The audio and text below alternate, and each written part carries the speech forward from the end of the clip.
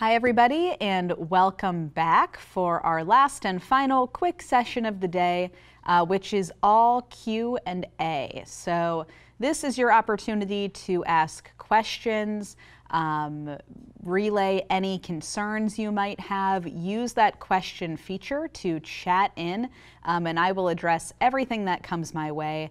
I have been taking a few notes throughout the day thanks to our great speakers and presenters, and have a list of a few things I want to touch base about before we head out. But again, feel free to use this opportunity to chat your questions in. We really want to make sure that we address all of your questions and concerns today. And of course, you can feel free to email myself or Maureen following the training, or any of our presenters as well. So there was a question that just came in at the tail end of that social media session, asking if there is a scheduler that can be used for all social media platforms. So I consulted with our marketing gurus, and the answer is that Hootsuite does tend to work for most of your social media platforms, but they did say that different programs work better for certain applications. So if you have additional questions about that, follow up with Audrey and Roxanne, and they can point you in the right direction. So some of the things that I heard throughout the day that kind of stuck with me and that I wanted to touch base on before we head on out. There was a question that had come in about resources being available in Spanish. And I did forget to mention that many of our Foods of the Month resources are available in Spanish. We have the newsletters for each month translated and on our website, as well as the posters for each month. So please check those out. They are available. We also have the community and home gardening materials. Those newsletters are translated as well. So we do have a few resources that are available in Spanish. So make sure that you are able to download those and access them from our website. Again, nrpa.org. Go to our Commit to Health initiative page, and you can access the Foods of the Month curriculum and the gardening resources from there. In addition, I also wanted to mention that on our website, we have numerous examples of success stories from a lot of agencies who've been doing this work over the last few years. So you heard from Ravi and Robin earlier, two great leaders on Commit to Health and creating healthier communities. But we also have numerous stories available on our website, on our success story database, on our blog, and of course we have a number of new video resources available as well. So make sure to check those out. And in addition, I heard one comment too during Daniel and Ava's session that was really focused on inclusion and making sure that we are providing inclusive programming to all that are attending our out-of-school time programs. I was really happy to see that question come in, and I think that's something really important to keep in mind as you think about setting up your summer program schedules, your after-school program schedules, and think about the different activities that you'll be doing. There are always ways to modify activities to make sure that everyone can be included. And NRPA actually has a formal partnership with an organization called the National Center for Health, Physical Activity, and Disability, or NICPAD for short. And they are actually able to help provide technical assistance.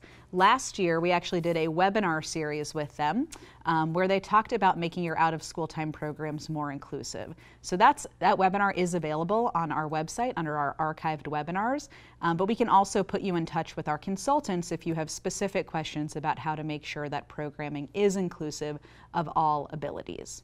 So those were a couple of things that I had seen come through today that I wanted to be sure to mention.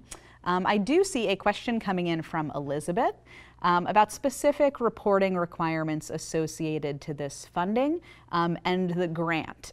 So Elizabeth, thank you for that question. I want to make sure that everybody is paying attention to the Memorandum of Understanding that came out and was sent out with your award notice. Essentially, all of your requirements are outlined in that MOU document. But we do have some reporting requirements around submitting an interim report. That'll be due in the summertime. It'll be a pretty brief interim report, and we'll sort of ask about your progress in reaching the goals of the grant. We'll ask about how your summer meal programs are going, how the implementation of nutrition education is moving along, how you're implementing the HEPA standards. And then we will also collect a final report at the end of the grant, which will be more formal. It is a requirement. It will be due, it's typically due around January, and I believe that the date is in the MOU. So check that out as well, and that will really ask a lot of the questions that were originally asked in your application. So you will need to know final meal numbers for 2018. You'll need to know final child numbers for 2018. You'll need to know how many kids received 6 hours of nutrition education, how many staff received nutrition education or were trained to administer nutrition education, and then we're going to ask for a lot of qualitative data as well. We really want to hear about the stories, about your successes, about your challenges, about impacts on both the individual level. So maybe there are kids and families who have experienced weight loss or really changed their diets completely. And then we want to hear about community-wide impacts. Robin and Robbie talked a lot about some of their community events that they've held and how they're continuing to move this work forward. So we want to hear about things like that. So those are the two main reporting requirements that we will ask of you throughout this grant period. We will be collecting a final budget from you all as well. So we're going to be sending out a link to a new budget template for you to fill out in the next couple of days. We wanted to take this opportunity to go through the training and maybe get you thinking about ways to spend your funding. That might have been different than what you proposed in the application, but we will send out a final budget template in a few days for you to complete and send that back to us, and that will be your official kind of operating budget for this year. Of course, we understand that things always change, and so we're very flexible with that. If you will have changes to that budget, you simply need to notify Maureen and I, and we can assure you if that is, one, eligible as an expense, and two, that we've received that notification and we'll make that change accordingly. So since we're talking about funding and budgets, I do want to talk about eligible expenses and thinking really hard about what you're using your funds for. We always like to encourage folks to think about sustainable purchases. So while staff time is certainly important, and we realize that you can't do a lot of this work without additional staff capacity, it's really not that sustainable, because next year, if there is not grant funding available, you may not be able to have that same staff person in place. So we encourage you to think about some of those bigger purchases that can really last several years or that can be leveraged for other programs. So you heard the two ladies earlier talking a lot about large equipment purchases, buying refrigerators, the marketing materials that they purchase that are long-lasting and sustainable. So think about some of those pieces and really looking at that budget very closely to determine if there's a nice balance between staff time and some of those purchases that will last you for years to come. I think I have another question here from Melissa asking if there's an additional training before summer programs begin. I know that some of the grant is to be saved for training. So Melissa, thank you for that question. Actually, there is one additional training, but it is only for grantees that are in our rural cohort. And you would know if you were part of that training or not. It is next week. So if you are not part of that training, there is not an additional training beyond this webinar before your summer programs begin. Outside of traditional sort of professional development opportunities, you can always reach out to us. We are available for one-on-one phone calls.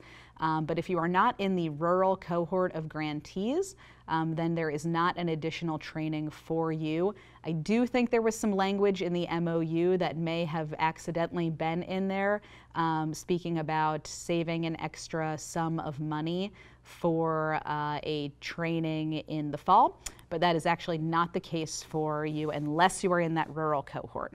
So please reach out if you have further questions about that.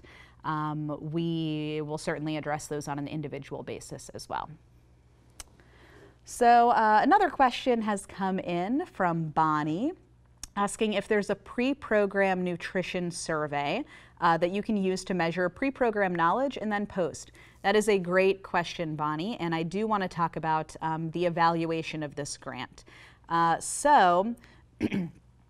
Some of the grantees, as you'll note again in your MOU where everything is outlined, some of you will be selected to participate in an evaluation of the nutrition education component of this grant.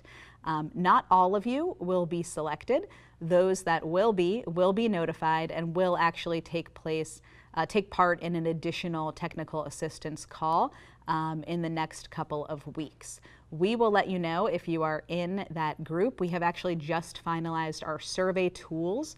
They just went through IRB approval so that they can be administered to kids and staff in your programs.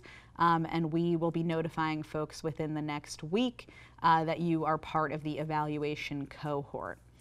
That said, we can certainly provide all grantees the pre and post surveys if you'd like to administer them on your own. Unfortunately, we cannot analyze the results for you, but you can certainly do that, and I think that's a great tool and a great opportunity to do that. You could also take those surveys and modify them if you need to make them fit more with the programs that you offer. And just staying on that evaluation subject, typically we are looking for agencies that have at least 6 to 8 weeks of continuous summer programming. To be in the evaluation cohort, we also look at geographic diversity. We want to make sure that our sample is representative of the country. And so we also look at racial and ethnic diversity.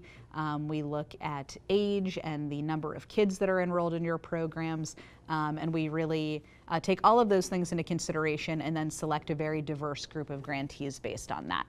So that is a little bit of information about the nutrition education side of the evaluation. For those grantees that are in our rural cohort, we'll be talking more specifically about this at the training next week. So please feel free to continue to ask any other questions at this time. And I think I just want to kind of wrap up today with a couple of last-minute key thoughts.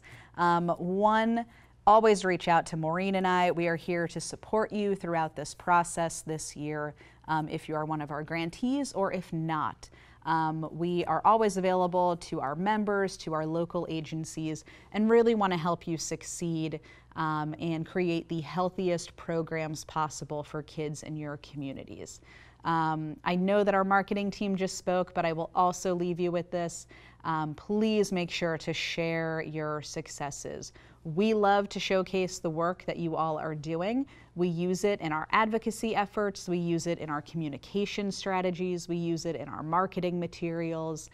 We use it when we are talking to potential funders and donors so that we can leverage that and get more support out for the park and recreation field. So it is so important that you share the work that you are doing with us throughout the year. And lastly, please refer to the MOU. Make sure that you are staying on top of dates and deadlines. There was also a grantee action plan checklist that was sent out to each of you. So refer to that because that is going to be a great tool as you go through this grant period. You can check off all of the boxes and make sure that you are meeting all of the requirements. But rest assured, if we do not have something from you, we will track you down and we will get that information. And lastly, make sure that you submit your signed MOUs and W-9s as quickly as possible so we can get your funding to you if you have not already received it. And you need to complete your Commit to Health, Healthy Out of School Time site registration and assessments so that we can send those funds as well. So I don't see any other questions coming in at this time, but I am going to just wrap it up here and let you know one more time, please reach out to Maureen or myself if you have any questions. You should have our contact information already. And we are really looking forward to working with each and every one of you this year, and really looking forward to making some great and large impacts in communities across the country through their local park and recreation systems. So have a great rest of your Thursday. Hopefully it's nice and sunny where you are, so get outside and enjoy that weather, and have a wonderful weekend. Thank you.